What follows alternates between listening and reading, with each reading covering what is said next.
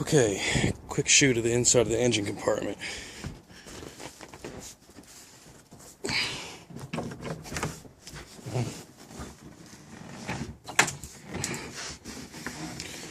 Alright.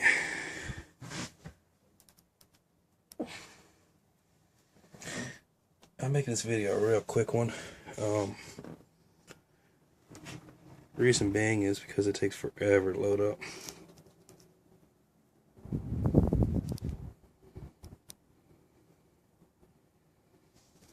That's about it. Usually the generators sit right there. That's a macerator.